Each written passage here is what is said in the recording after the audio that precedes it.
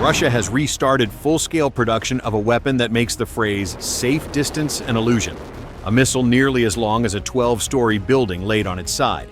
This is the RS-28 Sarmat, a 200-ton intercontinental missile stretching about 35 meters, roughly the length of a Boeing 737 fuselage or 3 city buses nose to tail. It can hurl up to 10 tons of warheads halfway around the planet. That could mean 10 heavy nuclear warheads, 16 smaller MIRVs, or even a mix of hypersonic glide vehicles and decoys. Each Sarmat launch is less a missile strike and more an event, a sky-ripping pillar of fire that puts half the globe in reach. Around it, Russia is assembling its shield, the S-500 Prometheus, a surface-to-air and anti-ballistic system claiming to hit targets hundreds of kilometers away and intercept even hypersonic threats. Cost per battery? Somewhere in the hundreds of millions. Mission? To guard the launch fields and major cities from the kind of precision strikes that could cripple deterrence. And above that shield flies the Su-57 stealth fighter, sleek, angular, and still evolving. It's built to hunt AWACS, tankers, and incoming bombers, to carve corridors through defended airspace, and to give the heavy systems beneath it the time they need to act. Each Su-57 costs a fraction of an F-35, at least on paper, but promises to deliver the same kind of sensor fusion and stealth reach that Russia has been chasing since the Cold War. Put these three machines together, Sarmat, Prometheus, and Su-57, and you get Moscow's new doctrine made visible, a structure of attack, defense, and air control designed to survive sanctions, overwhelm missile shields, and force NATO to fight on Russia's terms. Its redundancy, its reach, and its asymmetry. One weapon hits continents, one blocks the counterstrike, one owns the air above the battlefield. Welcome to military power. We'll tear open each system, speed, payload, cost, and capability, and see how NATO, the US, and its allies plan to answer a triad built for 21st century deterrence. At over 200 tons and roughly 35 meters long, this intercontinental missile is the crown jewel of Russia's nuclear triad. It replaces the R-36M Satan, a Soviet relic infamous for its brute force. The Sarmat takes that brutality and adds brains. Powered by a two-stage liquid-fuel rocket engine, it can deliver up to 10 warheads or a cluster of Avangard hypersonic glide vehicles, each maneuvering independently at speeds beyond Mach 20, or over 24,000 kilometers per hour. That means a Sarmat can reach Washington or London in roughly 15 to 20 minutes, and its unpredictable flight paths make interception nearly impossible. The warheads themselves can vary in yield, but open sources estimate each at 750 kilotons to 1 megaton, giving a single Sarmat launch the destructive potential of several thousand Hiroshima bombs. It's more than overkill. It's policy. Russia designed the missile to ensure that even if its silos were under attack, at least one launch could still slip through and guarantee retaliation. And it's not bluff. The system's projected unit cost sits around $150 million, but its deterrent value is beyond price. It's Russia's insurance policy against NATO missile defenses and preemptive strike fantasies. Defending that insurance policy is the S-500 Prometheus, the long arm of Russia's air and space defense. Where the S-400 system can shoot down aircraft and cruise missiles at ranges up to 400 kilometers, the S-500 takes the fight into near space. Russian sources claim it can intercept ballistic targets at altitudes up to 200 kilometers and speeds approaching Mach 20. Its missiles, the 77N6N and 77N6-N1, are said to engage both aircraft and hypersonic warheads, an ambitious promise that Western analysts treat with healthy skepticism. Still, even partial success would shift the strategic equation.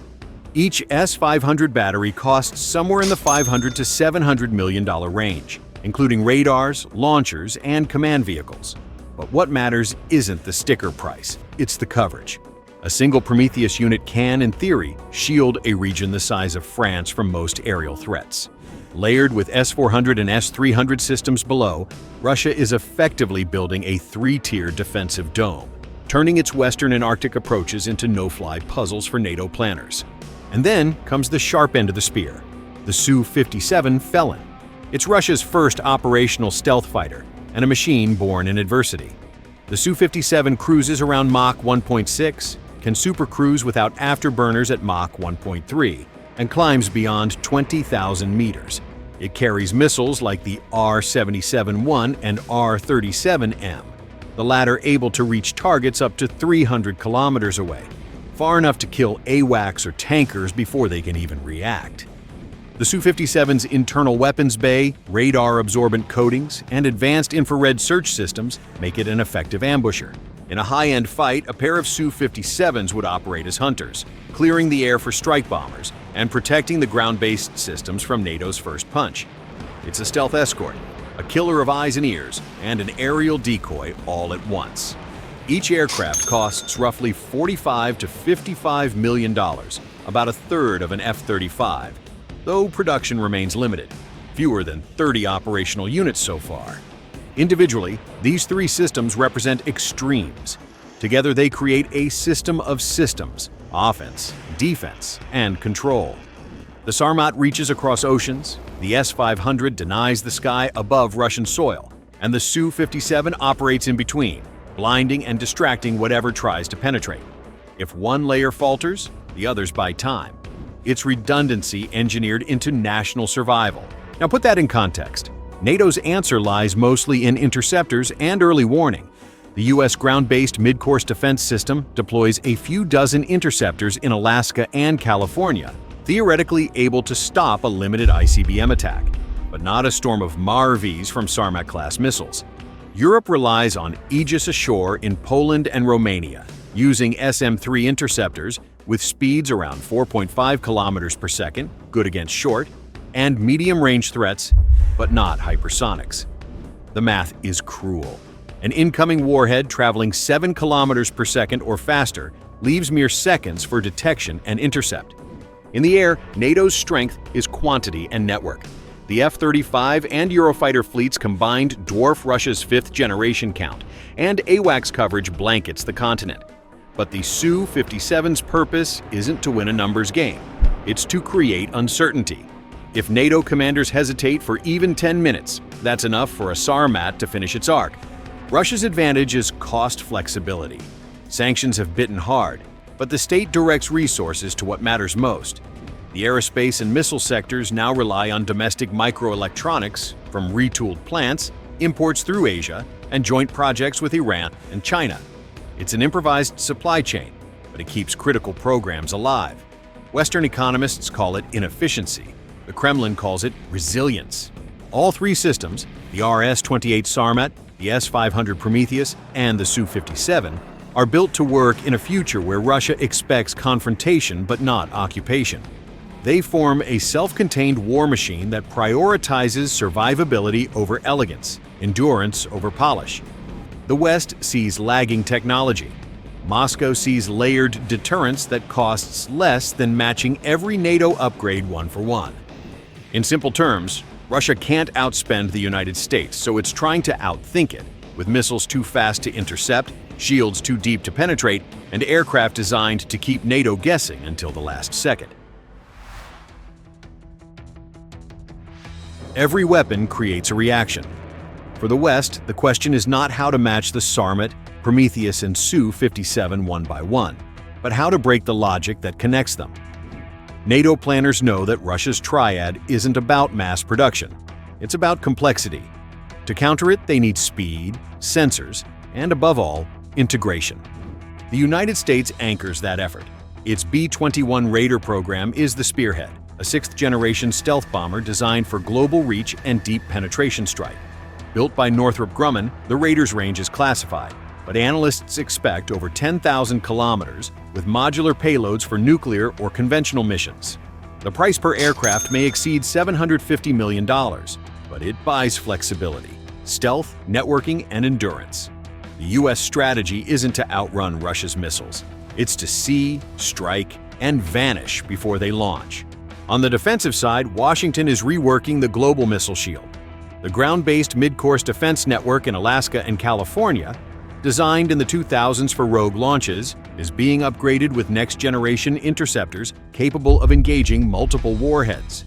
Europe's Aegis ashore sites in Poland and Romania provide another layer, while at sea, Arleigh Burke-class destroyers armed with SM-3 and SM-6 interceptors patrol continuously. The goal? Intercept earlier, link faster, and spread the burden across Allied radars. The United Kingdom and France rely on a mix of stealth, nuclear submarines, and developing technologies. Britain's Dreadnought-class SSBNs will deploy Trident 2D5 missiles until at least 2040, and its Dragonfire laser project, a 50-kilowatt demonstrator, hints at a future where drones and cruise missiles are burned out of the sky rather than intercepted. France's M51 ICBM gives Paris an independent deterrent with warheads approaching 300 kilotons and a range of 8,000 to 10,000 kilometers, ensuring that even without Washington, Western Europe remains nuclear credible. China watches from another angle. Its DF-41 missile, reaching 12,000 to 15,000 kilometers, competes directly with Sarmat in range and payload.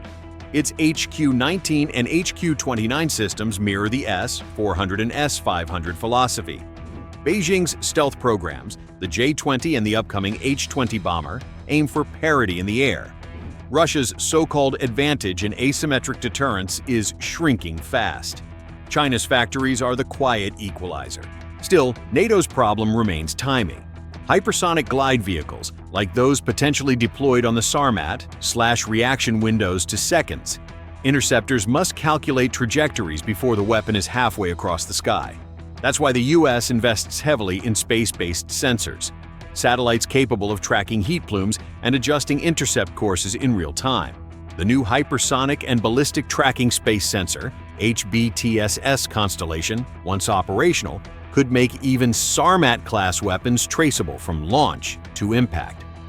Where the West leverages software and data, Russia answers with volume and deception. For every high-tech radar or missile battery NATO deploys, Moscow can deploy decoys, electronic countermeasures, and low-cost hypersonic launchers. It's an economic equation. If every defensive shot costs millions, but every offensive decoy costs thousands, the defender eventually loses by arithmetic alone. The bigger challenge is economic pressure. Western sanctions after 2022 were supposed to cripple Russia's defense industry. Instead, the Kremlin redirected production through gray channels. Microelectronics now come through China, Turkey, Kazakhstan, and the UAE. Machine tools flow from India and Southeast Asia. Payment networks route through yuan-based clearing or domestic substitutes like SPFS. The West shuts one door. Moscow builds a tunnel underneath it. Production slows, yes, but not enough to stop the programs that matter: nuclear systems, strategic aviation, and air defense. A perfect example: the Su-57's onboard computer chips, once sourced from Western suppliers, are now assembled from domestically produced circuits and repurposed Asian components. They're slower, less efficient, but they work.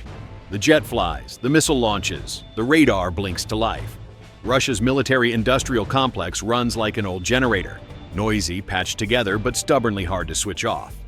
Meanwhile, NATO nations face their own constraint: politics. Every new interceptor battery, bomber program, or laser system needs parliaments and budgets to align. Moscow has no such problem. It can shift funding at will, freezing civilian projects to fuel defense. That's how it keeps the Sarmat, Prometheus, and Su-57 alive even under financial siege. Strategically, it's working. NATO's air policing is stretched thin.